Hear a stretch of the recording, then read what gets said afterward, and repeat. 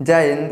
देखिए, इस वीडियो में समझते हैं कि जीव अपना पोषण कैसे करते हैं। हमें इंसान के विषय में समझना कोई ज़रूरी नहीं है। काहे नहीं ज़रूरी है? क्योंकि भैया आप भी इंसान हो और हम भी इंसान हैं। हम लोगों को पता है कि कैसे खाना है, कैसे रहना है, कैसे सोना है, कैसे काम करना है। फ़र्क इतना है, कोई महलों में रहता है, कोई झोपड़ी में रहता है, लेकिन सब लोग खाते हैं, पीते हैं और अपने अपने जगह पे आराम से सो जाते हैं। तो इंसान के विषय में समझना जरूरी नहीं है। हम लोग समझते हैं जीवों के विषय में, वो सब कैसे खाता है, कैसे रहता है और कहाँ रहता है। तो देखिए, उन लोगों में भैया बहुत अंतर होता है। कोई पानी में रहने वाला है, कोई ज़मीन पे रहने वाला है, कोई पौधों पे रहने वाला है। तो हमारे जैसा प्रक्रिया उन लोगों का भी होता है, लेकिन खान पान में थोड़ा अलग होता है। कहाँ होता है? जो चीज़ हम खा लेते हैं ना, वो सब बेचारा वो जल्दी नहीं खा पाएगा। कुछ ऐसे चीज़ होते हैं जो पक्षी, पौधे, जीव जंतु नहीं खा सकते। जैसे मान लीजिए दारू है। दारू अब दीजिएगा भैंस को तो पिएबा नहीं करेगी, गाय को पिलाएगा तो पिएबा नहीं करेगी, कुत्ता, बैल, बकरी ये सब क्या करते हैं? दारू का सेवन नहीं करते हैं। तो इंसान का फितरत सबसे अलग होता है। जो चीज़ वो नहीं खाता सब, वो सब क्या करता है भैया?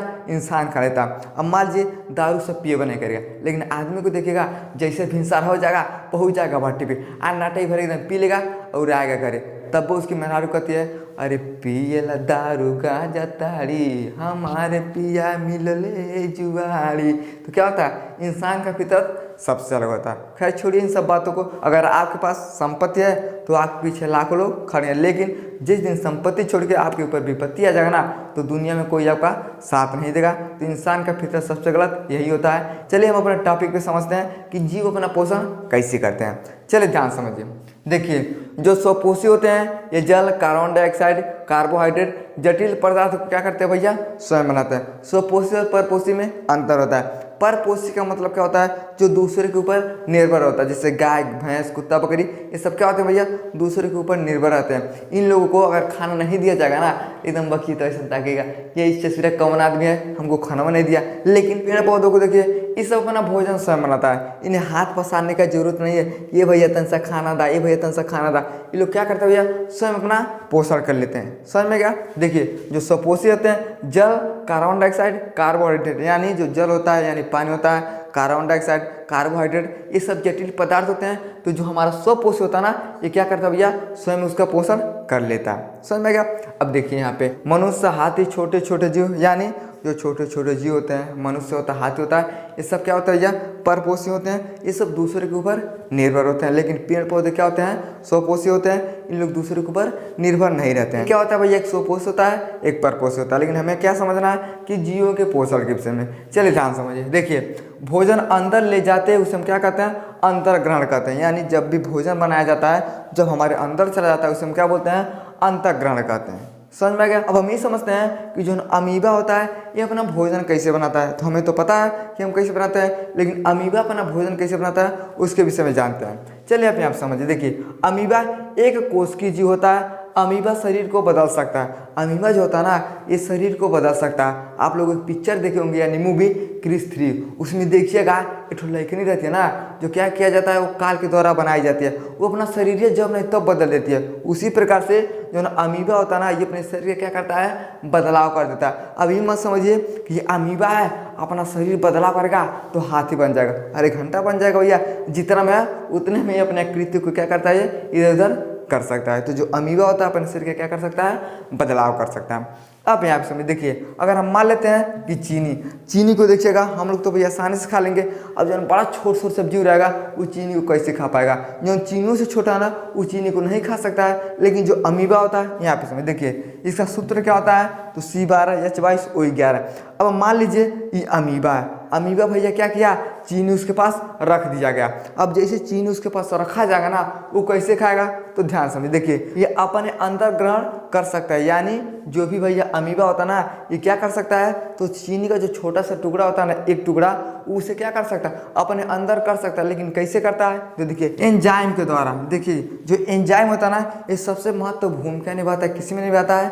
तो पाचन में। जैसे हम कुछ खाते हैं ना, तो हमारे अंदर क्या होता है भैया? ग्रंथि होता है। वो सब ग्रंथि क्या करते हैं? तो एंजाइम को छोड़ते हैं, और जैसे एंजाइम को छोड़ते हैं तो हमारा भोजन पच जाता है। देखिए गाय, भैंस, कुत्ता, बकरी, इंसान सब में भी वही क्या होता है, तो एंजाइम होते हैं जो हमारे भोजन को पचाने के लिए सबसे महत्व काम करते हैं। उसी प्रकार से और जो अमीबा होता है उसमें भी क्या होता है, एंजाइम होता है। एंजाइम के द्वारा क्या होता है, अब मान लीजिए ये बेचारा जैसे चीनी को अपने अंदर करेगा ना, तो जो चीनियाँ रहेगा तो जो हमारा एंजाइम है उस चीनी को क्या करता है, ग्लूकोज फ्रक्टोज में बदल देता है। अब जैसे बदलता है तो आसानी से वही क्या होता है, उसका पाचन होता है। जैसे मान लीजिए हम आपको 1 किलो चीनी देते हैं, हम कहेंगे एकदम मुट्ठा मुट्ठा खाओ, आप नहीं खा पाइएगा, लेकिन उसी चीनी को हम पानी में डाल के घिघोर के दे देंगे तो आप आसानी से पी जाइएगा। उसी प्रकार से जो अमीबा होता है चीनी का एक टुकड़ा खाता है, तो जैसे चीनी उसके अंदर जाता है तो उसके अंदर क्या होता है, एंजाइम छोड़ा जाता है और वो एंजाइम क्या करते हैं, तो चीनी को ग्लूकोज फ्रक्टोज में बदल देते हैं, जिसके कारण अमीबा में क्या हो जाता है, पाचन हो जाता है। समझ में गया। अब थोड़ा हम चित्र के माध्यम समझते हैं कि पाचन कैसे होता है। चलिए ध्यान समझ, देखिए है क्या है भैया, हमारा अमीबा है। देखिए इसका क्या हो गया, बदलाव हो गया, कब हॉइसन हो जाएगा, कब हॉइसन हो जाएगा, कब दूसरे मॉडल हो जाएगा।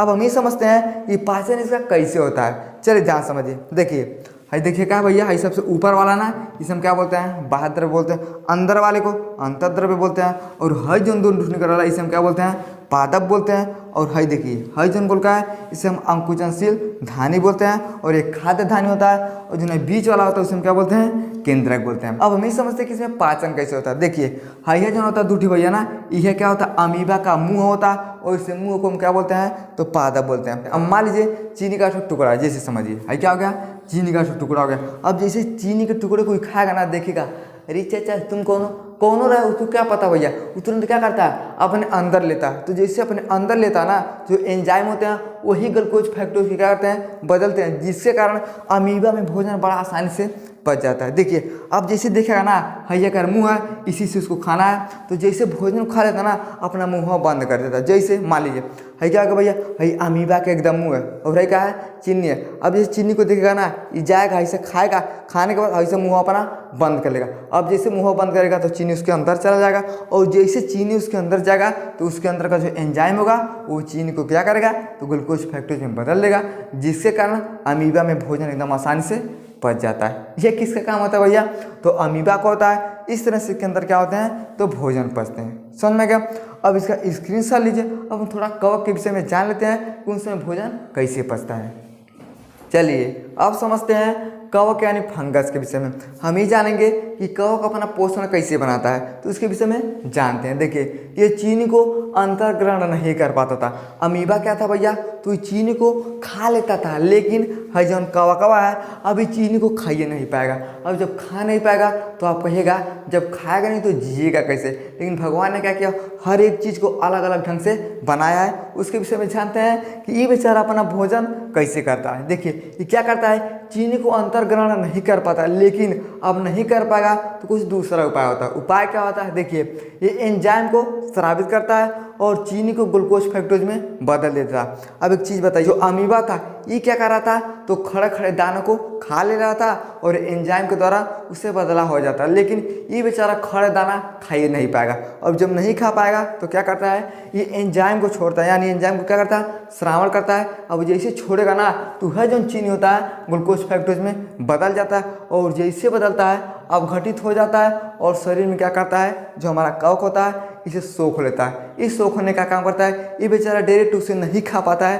लेकिन जो अमीबा होता है उसे डायरेक्ट खा लेता है। लेकिन जो कवक होता है ये डायरेक्ट नहीं खा पाता है, इसलिए क्या करता है, एंजाइम को छोड़ता है कि ला चाचा तो ऊपर एंजाइम देता नहीं, ला जैसे दे देता ना तो जो हमारा चीनी रहेगा वो क्या करता है भैया, ग्लूकोज फ्रक्टोज में बदला हो जाता है और अवघटित हो जाता है, और ये जो कवक होता है उसे आसानी से शरीर के अंदर अवशोषित करता है। लेकिन इसमें दिक्कत क्या होता है, देखिए ये मृत सड़े गले का ही क्या करता है, ये अपना भोजन बना लेता है। जीवित लोगों में अपना भोजन नहीं बना पाता है। जो मर जाते हैं, सड़ने लगते हैं ना, उन लोगों से क्या करता है, तो जो कवक होता है अपना भोजन बना लेता है। ये जीवित लोगों से अपना भोजन नहीं बना पाता है। अब मान लीजिए चाहे गाय है चाहे भैंस है, जैसे सब मर जाएंगे ना तो उनमें क्या करेगा भैया, उन्हीं लोगों से अपना भोजन ही ग्रहण कर लेता है। देखिए ऐसा छत्ता जैसे होता है, हमारे यहाँ कितना लोग इसे कुकुरमुत्ता बोलते हैं। देखिएगा जहाँ पेड़ पौधा रहेगा ना वहीं जो क्या करेगा, ऐसे सफ़ेद का निकल जाएगा, कोई पीला भी निकल जाएगा।